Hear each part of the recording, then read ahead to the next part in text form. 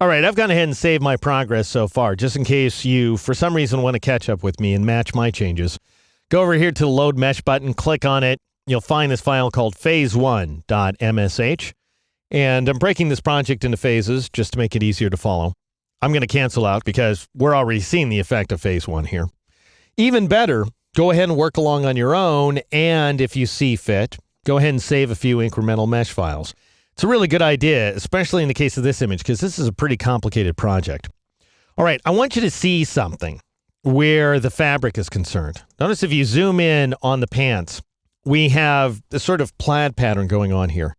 That's extremely unforgiving. That is going to give away so much about what you've done inside the image because we've got lines that are wrapping horizontally and vertically around the contours of this woman's leg. And if we get it wrong, if we just kind of do one of these numbers, it's going to imply that we've got a dent in the leg. And where in the world did that come from? What's wrong with her? So you're going to have to pay an awful lot of attention to these patterned regions right here. So I went ahead and pressed Control-Z or Command-Z on the Mac to undo that modification. And what I'd suggest, the best tool to use, frankly, is the Warp tool. Just make very small, tiny changes like so in order to line up those details. And so I'm working at 200%. But we do want some nice volumetric contouring here. We want this horizontal patterning in particular to describe the actual outlines of her thigh. This is wrong. Look at that. Why does she have a dent like that right there in her knee? She shouldn't. So I'll go ahead and drag that upward. So you can spend an awful lot of time on details like this. You should keep an eye out for them. That way you can always decide, well, you know what? I'm not going to worry about this detail. But if you don't even notice it's there, which is even more typical when you're working inside this dialog box, you end up just not being able to track everything that's going on. And so when you're applying big, huge modifications, you just have to keep an eye out for this because somebody's going to see it later and go, what is that about? What happened here? And it's a real giveaway. Anyway, I'm going to go ahead and mush these details a little bit, try to get some fairly straight lines out of these vertical details here.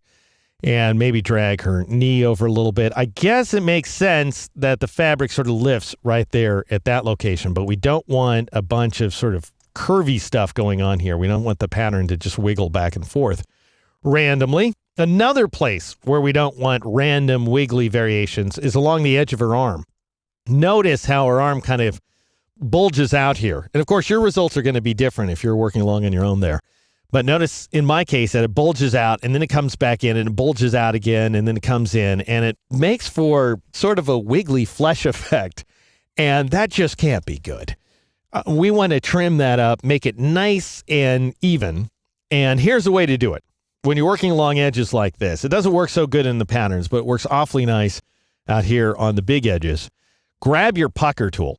And we're going to be working with the pucker tool quite a bit in this exercise. Grab that pucker tool.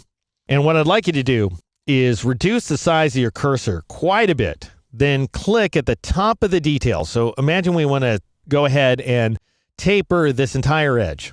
Trim it up. Then you click at the top of that edge and then move down here and shift click at the bottom of the edge. And notice how that just goes ahead and straightens that line quite nicely. And then we get a nice firm arm. So this implies that we have some tone going on. This is before. That looks like sort of random flab, and this is after, nice and trim. She spent a few weeks at the gym now.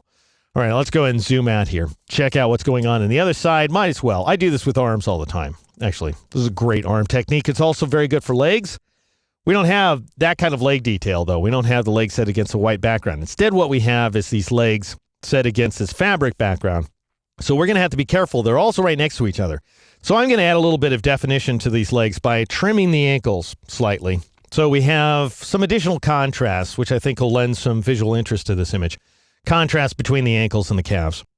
But if I increase the heck out of the size of this cursor like so, and I start pinching away, notice, in addition, this is, of course, a bad effect here, a little bit of an exaggeration. But if I trim the heck out of the ankle, this right-hand ankle, I'm also stretching the left-hand ankle because my brush is just too darn big. So I'm not going to be able to apply big modifications at a time where this portion of the image is concerned. I'll have to work more incrementally, more patiently. Go ahead and press Control-Z, Command-Z on the Mac to undo that change. Then I'll reduce the size of my cursor and just click a little bit like so. And in order to do a decent job with this, because you don't want stretch marks here inside the pantyhose either. This pantyhose material is really going to give away our modifications because it has a fishnet pattern, so you're going to have to be careful. So what I'd recommend is you just carefully click throughout the image, and it's probably going to take 20 or 30 clicks to get a halfway decent result. And we're not going to be able to take advantage of that painting along the side technique to smooth out our modifications, to trim the legs the way we trim the arms. So you're just going to have to be very careful. And the reason we can't take advantage of that technique is because we'll end up very likely stretching this background fabric in a way that will be patently obvious to somebody who's viewing our image. Now, that was bad. Go ahead and undo that modification. I do not want to pucker that part of the calf. Give us that effect right there. That looks horrible. So just undo. If you end up getting a bad effect, just undo it. All right, now I'm going to start work on this left-hand ankle.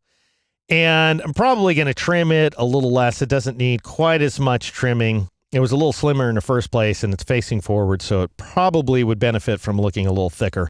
Anyway, end up getting this effect more or less when I'm done here.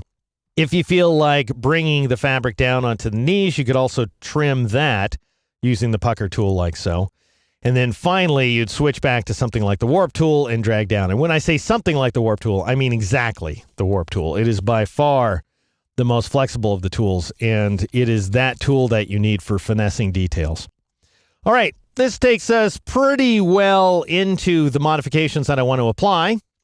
We're doing a halfway decent job. I need to do some additional work on the arms before I'm done here, but the big problem at this point is this head, the sort of loping head that she has here. We want to go ahead and straighten it out.